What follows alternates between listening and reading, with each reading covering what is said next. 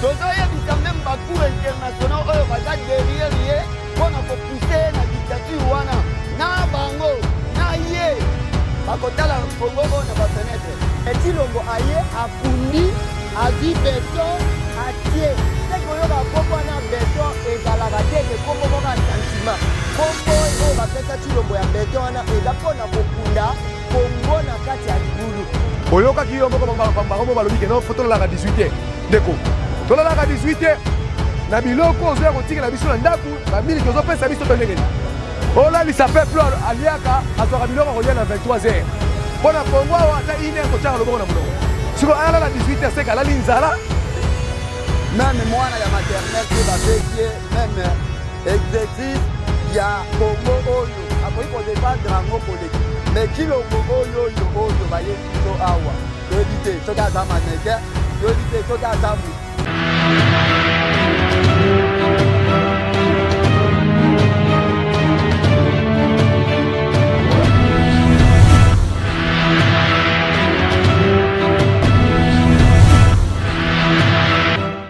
mwana mboka yo oza awa depuis yo obotami nayebi te ke obotama na Brazzaville ou bien na Angola ou bien na Gabon ou bien na Afrique du Sud obotami ti tozokola lelo toza lisu mpe bana mike te tomoni bateatre nyonso to oyo euti koleka na mboko mais oyo toye kose retrouve nango lelo eza malchance oyo biso kozwila biso mutu moko boye meme mwana ya maternel soki bapesi ye meme exercice ya kongo oyo akoki kodefendre yango koleka mais kilombo oyo bayeli biso awa toyebi te soki aza maneke toyebi te soki aza mutu parce que maneke ozomona na forme ya mutu mais aza mutu te ndenge tozomona na kilombo aza lokola maneke mpo bamakambo nyonso tu ye azosala ezobouge te ezomarche te etelemi kaka place moko alors toremarke ye donc tozoconfondre ye lokola maneke kongo oyo ekufa te mboka oyo ekufa mboka ya kala soki okende na bamboka na biso okuta bamboka ya kala banzete bato baza te okoremarke ke oyo ezalaki mboka bato bazalaki me bato bazalaka lisusu te oyo mboka oyo ekufa bato baza bandako ezali makambo nyonso to eza mboka ekufa na lolenge nini lokola ye aza na makoki ya kobongisa mboka oyo te yango tolobi na 2023 akita amata mbula enoka te butu eyinda tongo etana chilombo 2023 abu pia mboso oyo yache wana toyebi mboso très bien nga na mboso toza secteur moko nga na mboso toza groupement moko nga nayebi mboso banda nazalaki bebe mboso asala na mobutu soko olobi na natangela yo bapose mboso asala ti lelo kende na mboka na bango eloko te lelo mboso ye azwi yache wana akosalela yeni ye ayeli ye makambo ya mobutu oyo azali kozwa bango apesi bango kombo na tongo na poko alongoli ye yango nde nini idéologie ayeli ye kuna akosaleleni eza distraction ayeba ke mobutu aliaka na mboso mukolo kabila ayaka mboso wana akimaka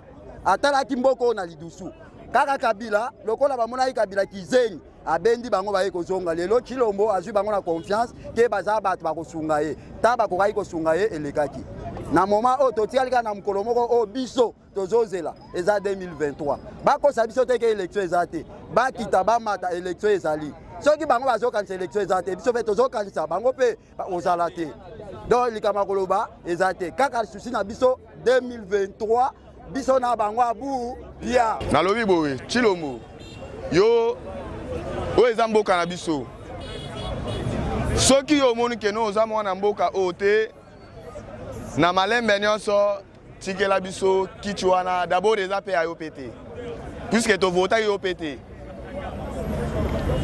yo omona deja keno tant toke na baélection au moins mpe na babiro avote Chilombo abima na mboko comme si ezalaki bakor na yo totikela yo temps na ta biso totikeli yo tomoni mpe oza safu oyo batie na mai eboyi kobela na mai ya moto mais na minute tokomi na posa tika bana mboka libre tika poste libre bana mboka baluka oyo ya bango balingi po Congo eke liboso komema biso te no ba discours oyo ozo memela biso o boye te makawana biso ana kuteza te menga na webso ka geno zala mutu konsa na yo esala zala mutu mayele na yo eza na mutu ke non ndengo za bongo peuple congolais li seza likolo na yo tant yo zo sala eloko moko te liwa na yo eza nete eloko tobengaka nzoi na kati ya kisangala ya masanga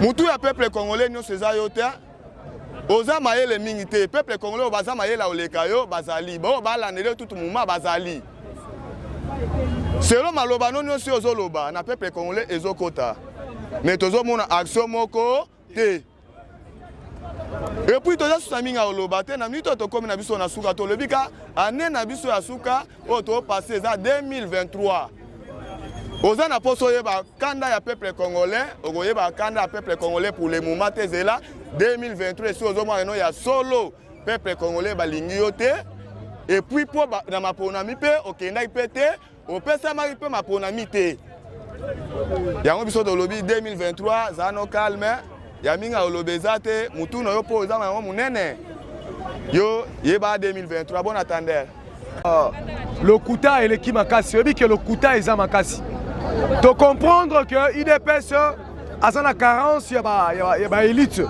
parce que parti politique na libanda ya kozala parti politique il faut isu na mission ya parti politique il faut encadrement et puis formation des membres to comprendre que na kati ya IDPS eza maki ya pamba ezanga mai na kati mpona nini nalobi bongo ndeko na ngai nalobi bongo parce que IDPS ezokambama bango moko balobaka ekambamaka na base so oke na 10e ri na base wana omona base bazomela lotoko bazomela diamba base yango wana moto epesaka décision na IDPS décision euti na base soki emati likolo seke eza décision ya diamba ya lotoko décision ya milangwa otali na bamali otali na bamboka mosusu na babukina faso omoni babi junte militaire moto esali coup d'état nous devons avoir un troupeau de gens armés et na kati yango badirigeant na bango bazali mais bino boke kokanga moto lokola François Béa bokangi François Béa botie na ANR oui botie na ANR mpona bainformation ya renseignement mais sikoyo François Béa yango ni nzete na maboko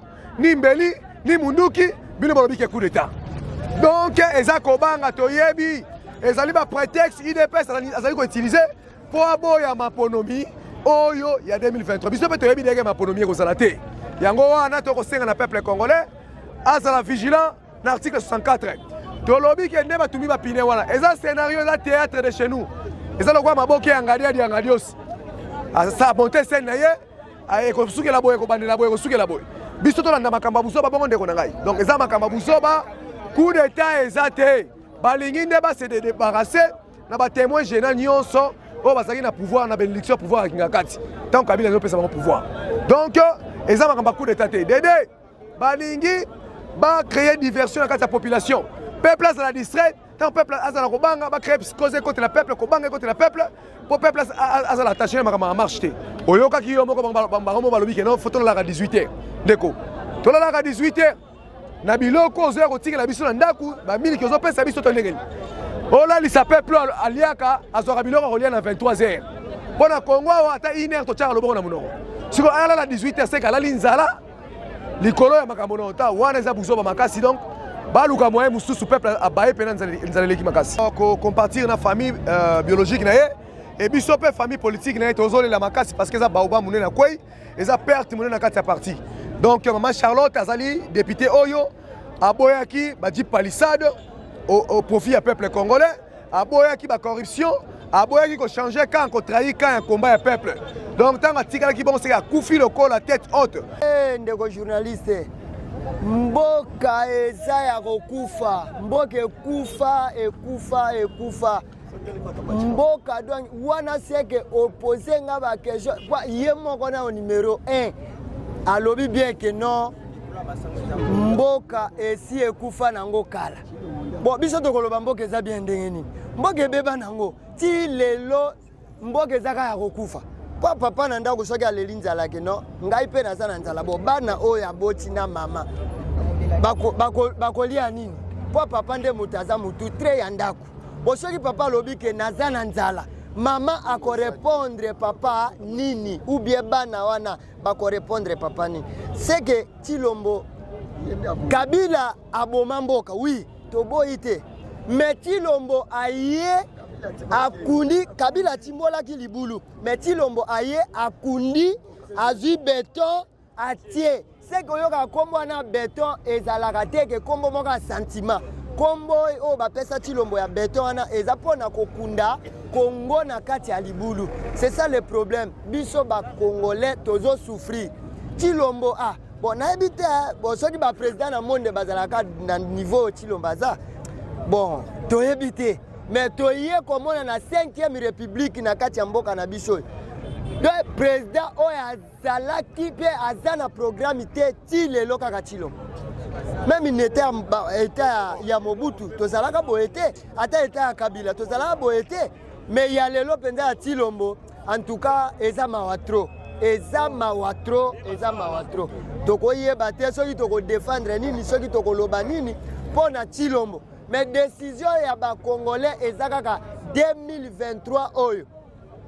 Élection ou pas Tshilombo azokende. Akofanda lisute, bongo élection ezala tendengeni. Ba député na parlement ba lobby budget est comme 10 milliards. 11 milliards, oui. Bon, mbongo ya ko-organiser l'élection et kozanga ndengeni. Soki balongoli par exemple 1,450,000 pona ko-organiser l'élection na kati ya Congo. Ekotika la combien? Mbonge belé, biso tozangi mbongo élection te. Tshilombo alobi budget comme 11 milliards. Ezozanga nini pona ba organiser ba élection. Biso Tozana posaka élection 2023 ou pas. Tshilombo doit partir. Azali sous président na bisote. Yango na lobaki kabo. Azalaka pe président na ngaite panga na vota ete.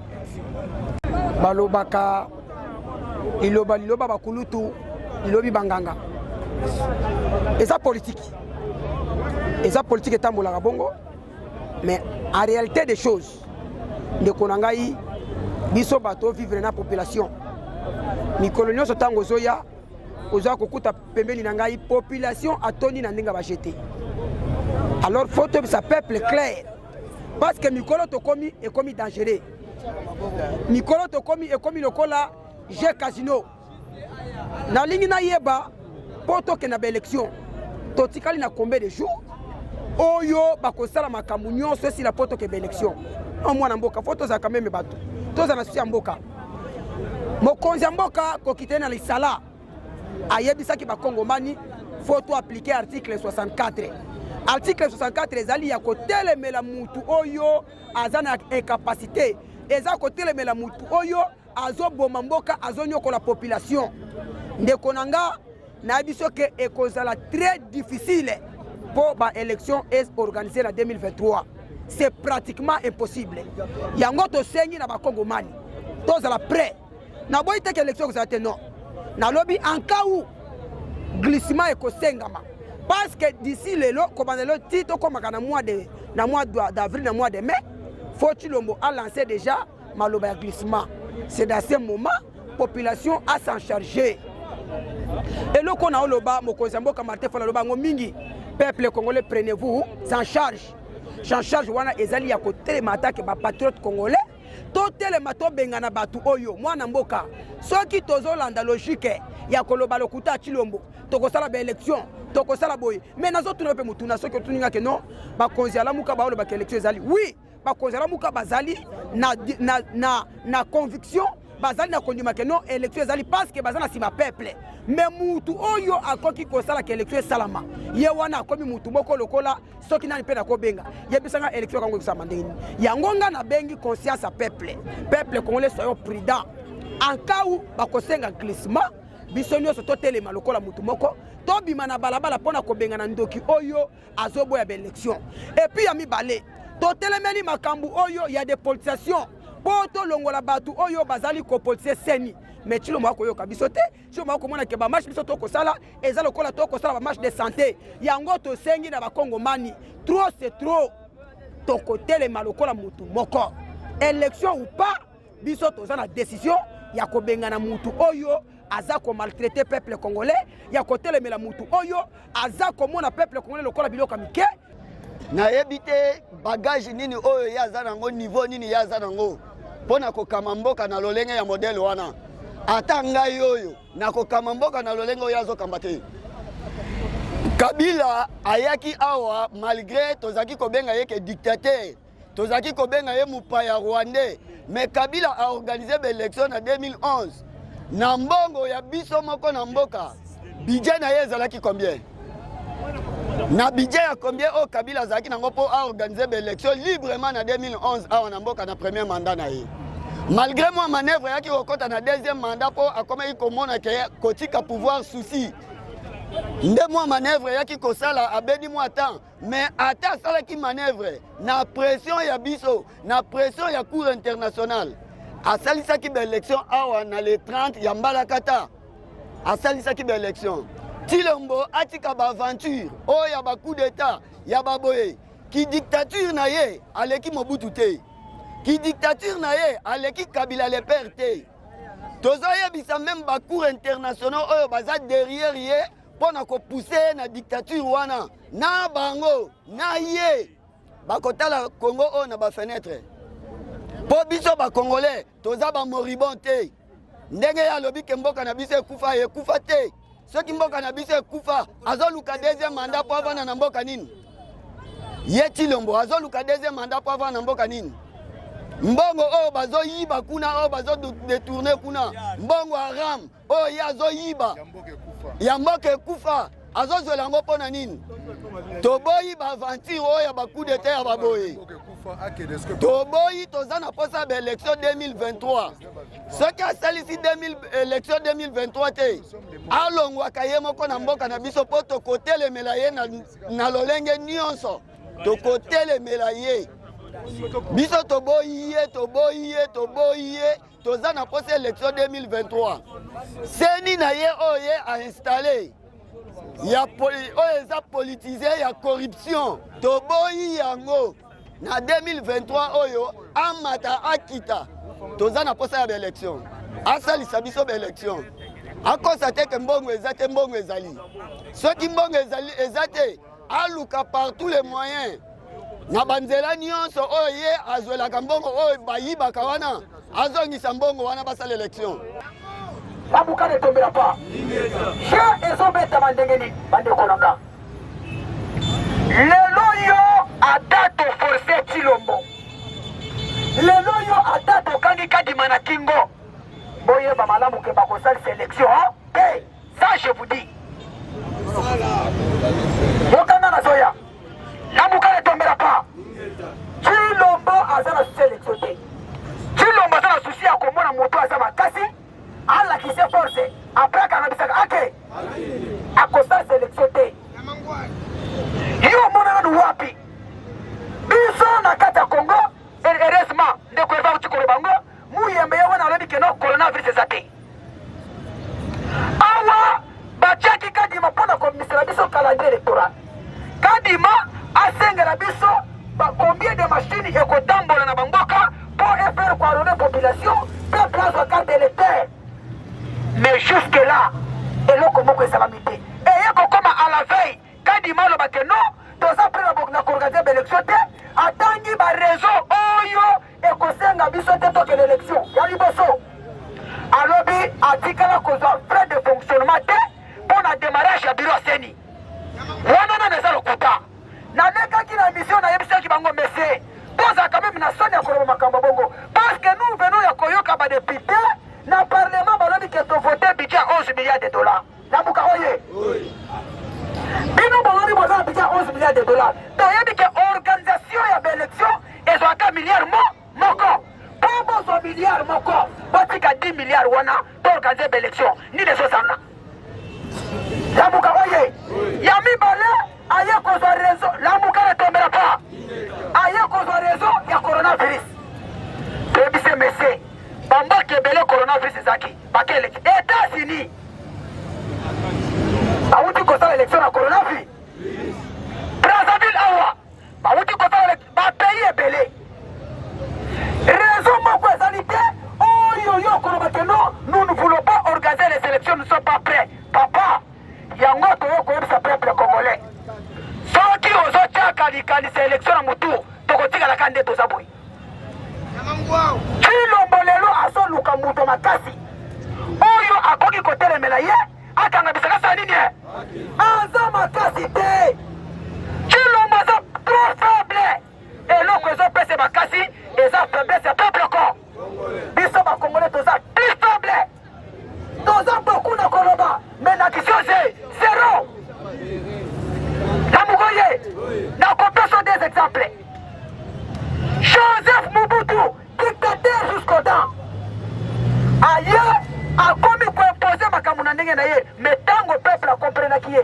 kaka na meme bato bayaki na ye bango bato batrahiraki ye bato bote général Mayele intime na ye collaborateur na ye atindaki kaka kabila bengi fanda wana tikelanga nzela soki nakomi président yokomi premier mi Mobutu era comprendre abengi Saddam alobi avant ngana kende Mandela nani Mayele nano akufa namukoye epiesa makibongo soka Mobutu asangi nini Kabila aye na opposition donc na opposition moko kosakana te peuple totelemelaka ye tolobi Kabila 2018 olinga te eza mbula ya mandana suka mandana esili wana qui doit préparer tes bagages obimo kende Kabila ataki seni na ye ataki kukosele ya ye ataki na banque bato na ye baplace nyonso ataki bate mais ntango peuple atelemaki ye est-ce que chanel abimaki maintenant qu'est-ce qui manque totelemela si nazo comprendre te Mobutu fut militaire Kabila fut militaire totelemeli ye mais comme civil peuple akomi na mabanga na nzoto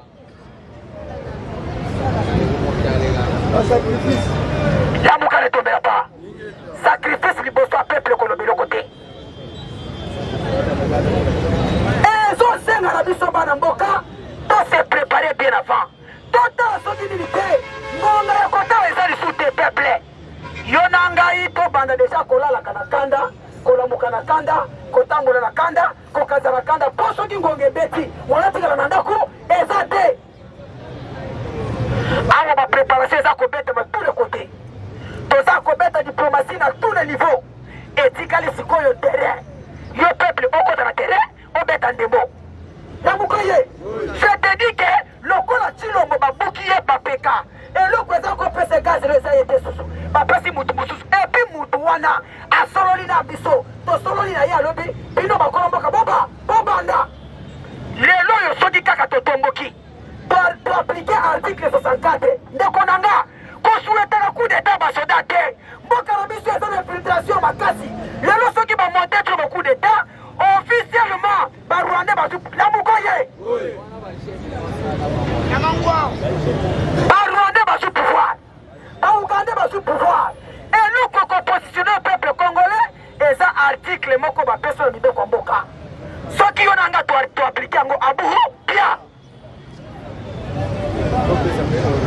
bandeko na nga to se préparer à conséquence bana mboka ngonge komi ya pasi l'heure est très grave soki Chilombo alupe biso na esika oyo histoire ici bamarche nyonso kobanda kosala ekosala eloko te mais lokola ta epesebeli yo na nga c'est le temps c'est le moment peuple congolais bato basala basoulèvement populaire na bamboka na bango toleki bango na eloko te bango mpe baleki biso au contraire soki totali lelo bapays ebele oyo baleki na soulèvement populaire biso na kongo toleki bango na makambo ebele eloko ezopekisa biso ezali kozanga kokomprendre towuti wapi tokomi wapi mpe tozokende wapi etikali mikolo ya kokonte soki kaka mikolo wana esili pa histoire ya kabo ndenge bapolitike balobaka histoire ya kabo masolo esili pour le moment Kagame na Museveni na baprésident mosusu ya Afrika baza na posa chaque pays a récupéré frontière oyo esangisa biso na pays na ye mais soki bazobanga bazosonga mwa nsima c'est parce que communication na biso nde ezoleka makasi alors communication oyo toyosala ekoaboutir na eloko moko te tozokommunike bato mpo bato balata conscience bacomprendre makambo ndenge ezotambo na mboka apres tobima na nzela mpo toluka solution na moka oye nga na koloba na ngai Hervé Matata koloba na ye oyo koya koloba na ye mais soki yo moto olobela osui conscience te eloko malongo ekosalama te epuis bomona ke tokokoma kaka lokwa coutume mikolo no toyaka awa mikolo toyaka awa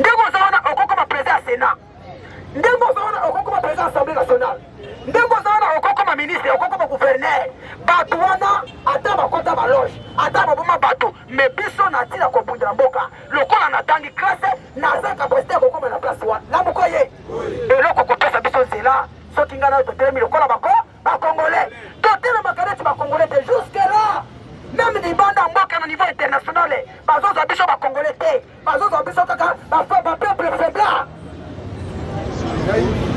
mokolo peuple komola kotelema lokola congolais mboka oyo ekochange discours ekochange mokolo moko ngobila tiaka mesure barrière awo yoka merci yaya na mokoye ngobila lobi à partir ya lelo mituka echangeaka 50%.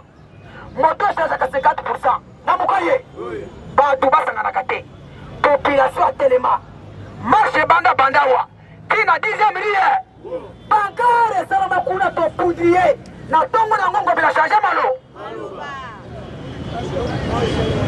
na mokale tombela pa soki tolati conscience wana même nde toza awa peuple congolais toza ebele tokobanda guerre awa kisasa mobimbe ningani kongo mobimbe ningani mindela bakitaka te basala nini communauté internationale eye kaka mpona yo moto otelebaka awa bana mboka oye na mokale tombela pa soki bozoyoka makambo coup d'état ndenge mwana mboka oti kobala yango ce sont des aventures pure simple yoka siko nayebisa yo lukuta coup d'état naloba lokuta coup d'état place oti kolungwa ya Jean-Marc Kabund ya mokoye bakolaborateur ya Tshilombo ebele bakomi kobenga Jean-Marc yokanga malamu ntango bazobengana na Jean-Marc Kabund Tshilombo ayebi te na Kabund bazosolola parce que pour le moment courant na Kabund na Tshilombo ezosimba ezoleka te maintenant yo moto oza pembeni ya Tshilombo na Jean-Marc Kabund ezosolola alingaki bamonte coup d'état lokuta soki bomoni babengi François Beya babengi oyo na tuni boye François Beya fi conseiller en matière de sécurité François Beya aza soldat te na mokoye mais bato baninga babeta minduki basa comment bakangi François Beya bato bayaki na minduki batiki ba lukuta tambuka le tombela pa bakomi kolanda Dieudonné Kalumba lokoso na Jean-Marc Kabund akozala boye pe suka yoko pia tokanga na mokoye bobi papa boye bisa biso vérité coup d'état wana ezaki préparé par quoi nani moto apréparaki yango ezaki na opposition nini préparation yango ezaki nini bapréparaki yango na pays nini nyonso wana eza mpona kodistrait peuple bandeko nanga o déjà toza mois février boka na malamu etikali biso 3 mois campagne ebanda parce que campagne to bwana na mois de juin mais kaka na 3 mois etikali nano badepute baza na vacances ndenge baza wana soki bazoni po bavande la pétition ya Jean-Marc Kabund ele bakobanda la pétition ya Jean-Marc Kabund ekosenga bakorompre badepute wana po bakorompre bango akosoma na conscience na bango ekozwa temps nazoyaya merci na ngai soki balungwe pa Jean-Marc Kabund bakobimisa mobeko ke lokola Jean-Marc Kabund alungwe seke biro na ye mpe nyonso ekweya bakozonga su kokorompre badepute bakwesa mboso na mokoye bayokana pi bakwesaka mboso ekozwa biso kobeli temps après bakende convote nouveau président ya assemblée président na wana fo aya fo asala remise de prise fo azala mbongo ya organisation azala mbongo ya fonctionnement après donc alanda makambo nyonso oyo mboso atiki na table ti mokolo nini akoya kovote loi élection kaka na 3 mois etikali lambuka na tombela pa na 3 mois kaka wana etikali toza na temps kandima abimisa calendrier électoral toyeba ya combien le bureau de vote olanda bango te tolobaki yango awa lelo aparti ya lobi sécurité abu ekozala wapi alo coupe lambuka oye eoza supe alo olingo osala kopatesa kopesa biso kote awa te yaboye te voilà alo fo babilisela biso calendrier électoral na calendrier électoral wana fo basengela biso bamashine ya rollement kaka na mashine ya rollement wana fo baluka moyen ya kodéploye bamashine ya barollement ekene etandi ya pays mobimba na tous les 26 provinces sikoyo totuni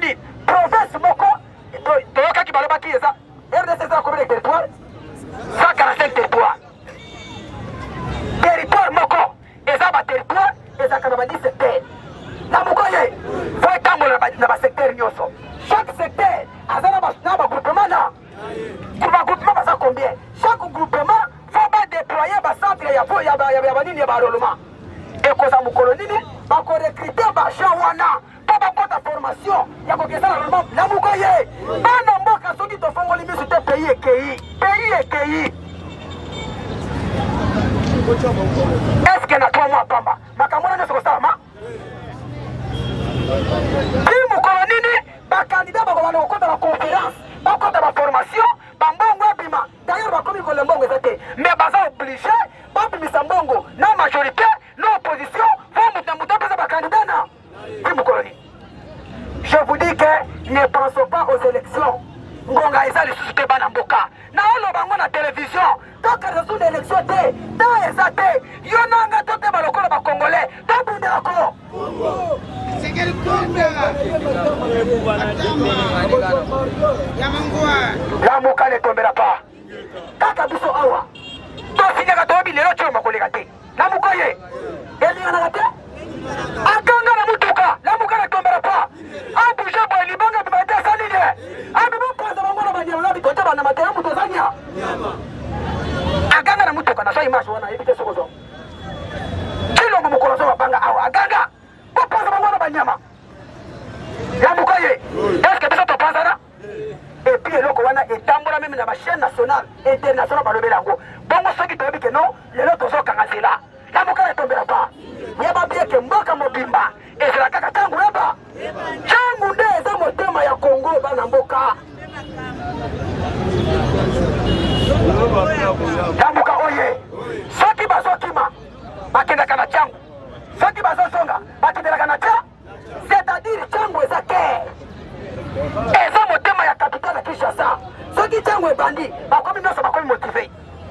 Bandeko nanga na ye koyebisa bino ta ya kobeta masolo oyo asali boye oyo ganye boye eza lisusu te awa ngonge komi ya kolata kanda na mutu.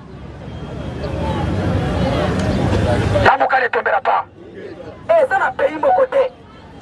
Oke mwana na 9h tokomi oleke bato bate misala bato batelemi awa nyonso oyo ezolakisa chômage. Lamuka ne tombera pas.